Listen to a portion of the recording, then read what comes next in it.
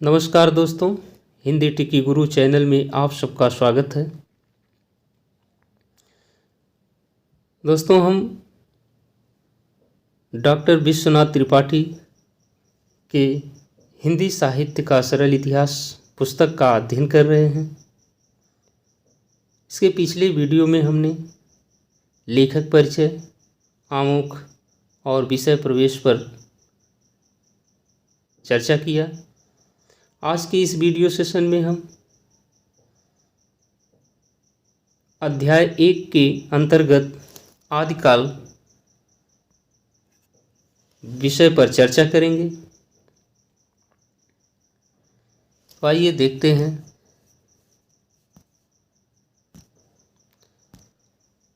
अध्याय 1 आदिकाल। आचार्य विश्वनाथ त्रिपाठी आदिकाल का समय 1000 ईस्वी से 1400 ईस्वी माना है। आदिकाल के नामकरण को लेकर विभिन्न विद्वानों ने अपने अपने मत व्यक्त किए हैं। जैसे मिश्र बंधुओं ने आदिकाल को आरंभिक काल माना।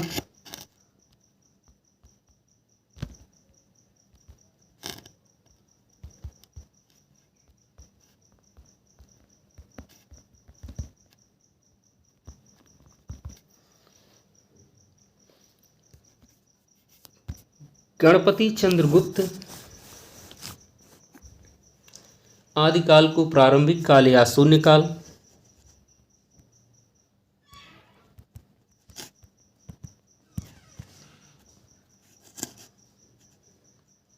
प्रारंभिक काल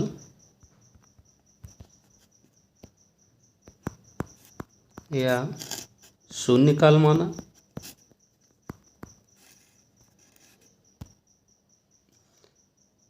आचार्य रामचंद्र शुक्ल आदिकाल को वीरगाथा काल,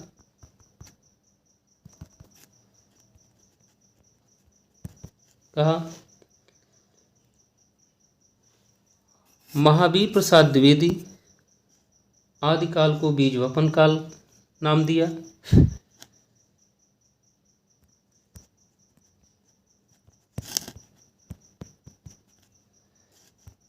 बीज वपन काल।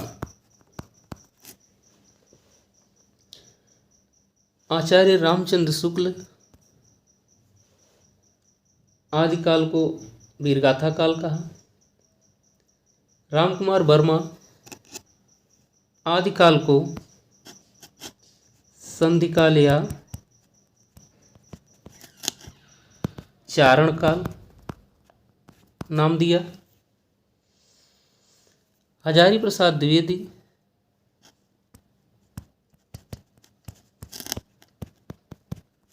आदिकाल को आदिकाल नाम दिया। ग्रियर्सन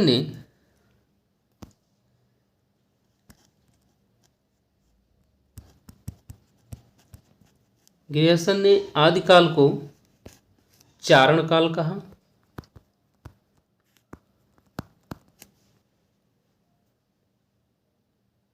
इस प्रकार से आदिकाल के नामकरण को लेकर विभिन्न विद्वानों ने अपने अपने मत प्रस्तुत किए।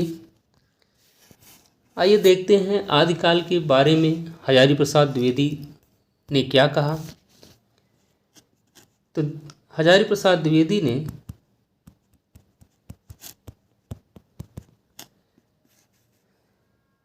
ने आदिकाल को अत्यधिक विरोधों एवं व्याघातों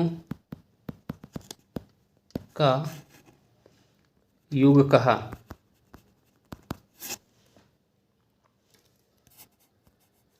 चंद्रधर शर्मा गुलेरी पुरानी हिंदी का काल कहा।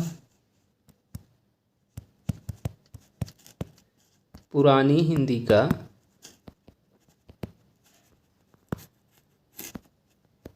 काल कहा। आचार्य शुक्ल ने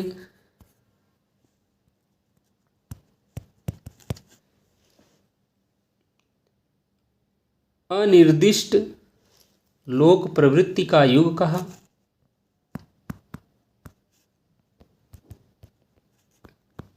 लोक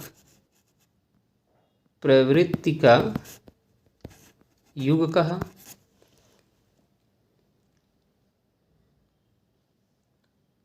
इस प्रकार से आदिकाल के बारे में विभिन्न विद्वानों ने अपने अपने मत प्रस्तुत किए। आइए अब देखते हैं डॉक्टर विश्वनाथ त्रिपाठी आदिकाल के समय को 1000 ईस्वी से 1400 ईस्वी स्वीकार करते हैं। सामाजिक स्थिति क्या है आदिकाल की? आदिकाल विविध परस्पर विरोधी प्रवृत्तियों का काल है। हर्षवर्धन के बाद किसी ने केंद्रीय सत्ता स्थापित नहीं की। युद्ध और बाहरी हमलों पर कोई प्रभाव जनता पर नहीं पड़ा। भूमि और नारी का हरण राजाओं पर लिखे गए काव्यों के सामान्य विषय हैं। सामंतवादी व्यवस्था में भूमि संपत्ति का स्रोत होती है। रक्त या वंश की शुद्धता और उच्चता में नारी की भूमिका निर्णायक होती है। अर्थव्यवस्था की बात छोड़ दें तो कहा जाता है कि सामान्य जनता के दैनंदिन जीवन पर राज्य की अपेक्षा धार्मिक मतों पर अधिक प्रभाव है। इस काल में संस्कृत, प्राकृत और अपभ्रंश में भी रचनाएं हो रही थीं। साथ ही साथ अपभ्रंश के केचुल को छोड़ती हुई हिंदी भी अपना रूप ग्रहण कर रही थी। इस काल में आवागमन के साधन आज जैसे विकसित नहीं थे। इसका परिणाम यह दिखलाई पड़ता है कि इस विशाल क्षेत्र के विभिन्न स्थानों पर रची हुई कृतियों में भाषागत विभिन्नता अर्थात क्षेत्रीयता का रंग अधिक है। इसलिए आदिकाल का हिंदी साहित्य अनेक बोलियों का साहित्य प्रतीत होता है। वस्तुतः यह काल अनेक दृष्टियों से संधिकाल है। धार्मिक दृष्टि से इस काल में अनेक ज्ञात अज्ञात साधनाएं प्रचलित थीं। सिद्ध, जैन, नाथ आदि मतों का इस काल में व्यापक प्रचार किया गया था। इनका साहित्य भी प्रचुर मात्रा में उपलब्ध होता है। धार्मिक साधना के रूप में वैष्णव मत का प्रचार सामान्य जनता में कम नहीं रहा, किंतु इस काल में वैष्णव मतावलंबी साहित्य अपेक्षाकृत कम मिलता है। इस्लाम का प्रवेश हो चुका था, लेकिन उसका प्रभाव साहित्य पर आदिकाल के अंतिम चरण के प्रसिद्ध कवि अमीर खुसरो में ही दिखलाई पड़ता है। संदेश रासक का रचयिता अब्दुर्रहमान या अब्दुल रहमान अपने नाम से इस्लाम धर्मावलंबी ज्ञात होता है, किंतु उसकी रचना पर इस्लाम का प्रभाव नहीं के बराबर है। सिद्ध कवि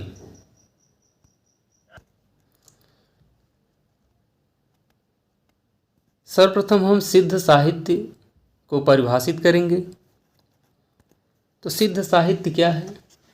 आदिकाल में बौद्ध धर्म की महायान शाखा के वज्रयानी कवियों द्वारा अपने धर्म का प्रचार प्रसार करने के लिए जो साहित्य जनभाषा में लिखा गया उसे सिद्ध साहित्य के नाम से जाना जाता है।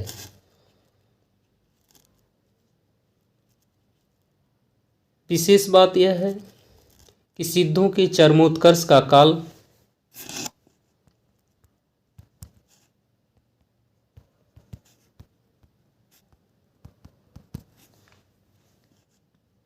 8वीं शताब्दी से 13वीं शताब्दी के मध्य है।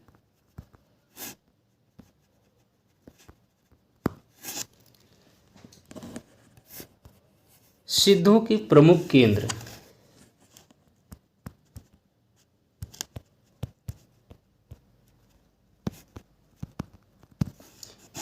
क्या है? श्री पर्वत,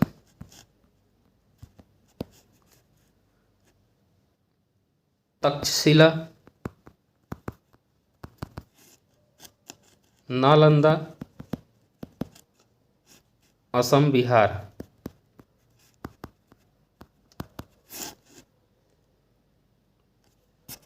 सिद्धों को पाल वंश का संरक्षण प्राप्त था।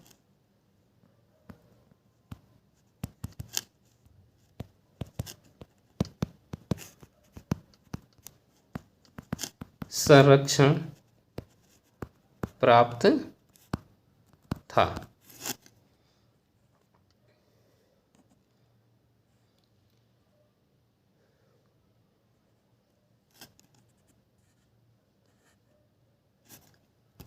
आगे देखिए, सिद्ध कवि। बौद्ध धर्म कालांतर में तंत्र मंत्र की साधना में बदल गया था। वज्रयान इसी प्रकार की साधना था। महापंडित राहुल सांस्कृत्यायन के अनुसार बौद्ध धर्म अपने हीनयान और महायान के विकास को चरम सीमा तक पहुंचाकर अब एक नई दिशा लेने की तैयारी कर रहा था, जब उसे मंत्रयान, वज्रयान या सहजयान की संज्ञा मिलने वाली थी। सिद्धों का संबंध वज्रयान से है। सिद्धों की संख्या 84।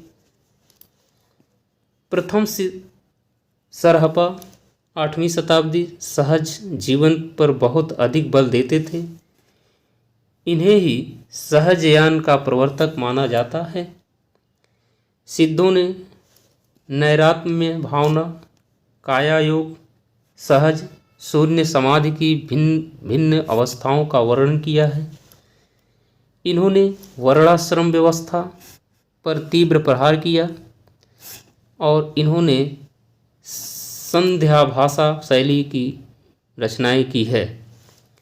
संध्या भाषा वस्तुतः अंतःसाधनात्मक अनुभूति का संकेत करने वाली प्रतीक भाषा है। इसलिए प्रतीकार्थ खोलने पर ही यह समझ में आती है। इस भाषा शैली का उपयोग नाथों ने भी किया। कबीर आदि निर्गुण संतों की इस भाषा शैली को उलटवासी कहा जाता है। मध्य देश की पूर्वी भाग में भी सिद्धों के होने का पता चलता है। इनकी भाषा में भी इन्हीं क्षेत्रों के तत्कालीन रूप मिलते हैं। देखिए, नाथ कवि। सर्वप्रथम हम बात करते हैं नाथ पंथ। तो नाथ पंथ के प्रवर्तक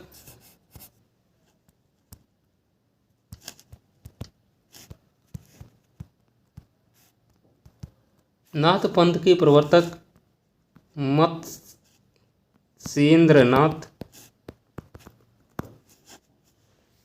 और नाथ साहित्य के प्रवर्तक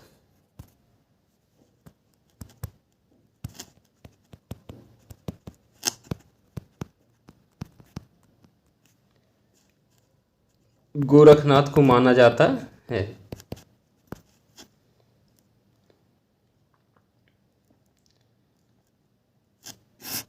आगे देखिए, नाथ संप्रदाय एवं साहित्य के संदर्भ में आलोचकों की मत।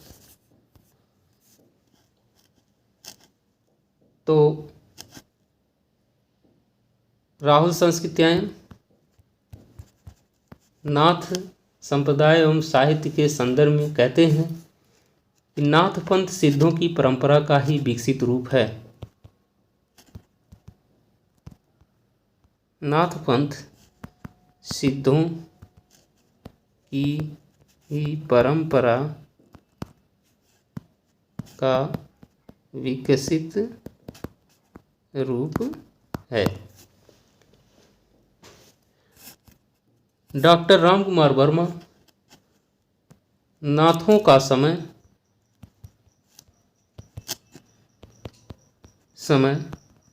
12वीं शताब्दी से 14वीं शताब्दी के अंत तक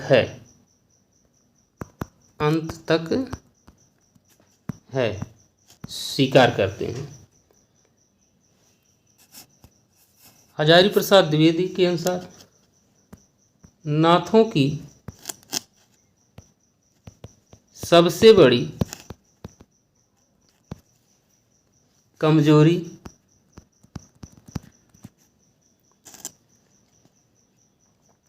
इनका रूखापन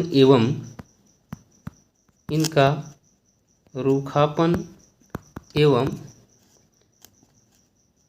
गृहस्थ के प्रति अनादर भाव।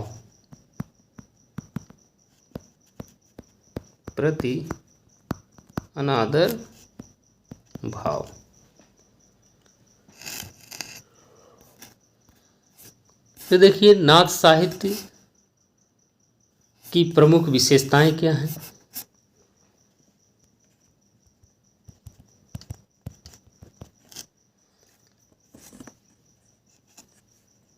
ज्ञान निष्ठा को पर्याप्त महत्व,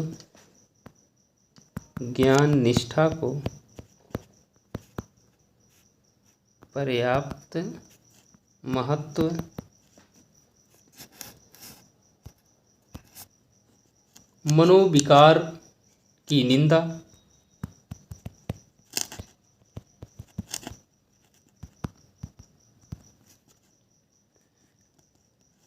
गुरु को विशेष महत्व देना,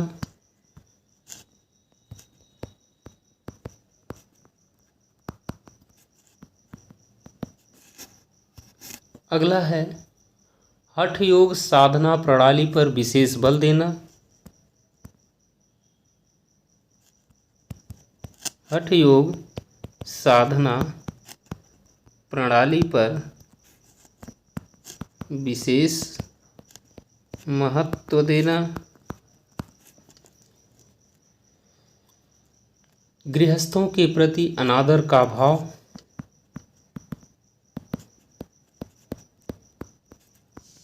ब्राह्मणवाद एवं शास्त्रवाद का विरोध एवं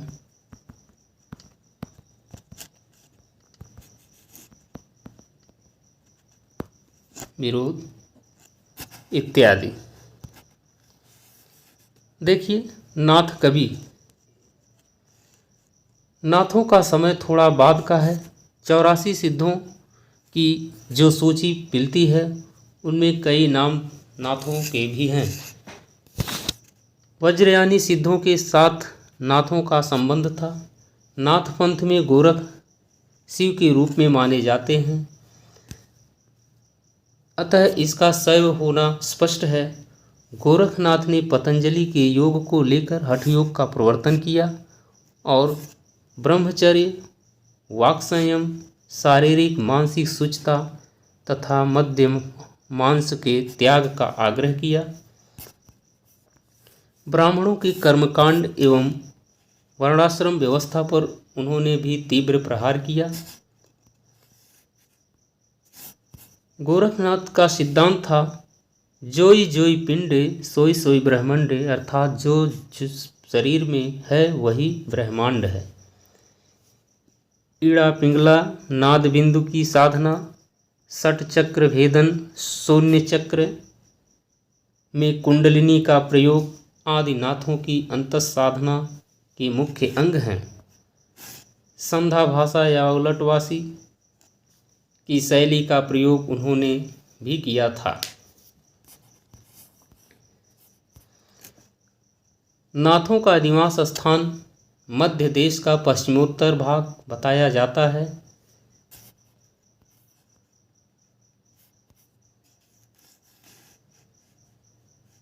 परंपरा से प्रसिद्ध है कि गोरखनाथ मत्स्येंद्रनाथ या मच्छंदरनाथ के शिष्य थे। मच्छंदरनाथ जालंधर के शिष्य थे।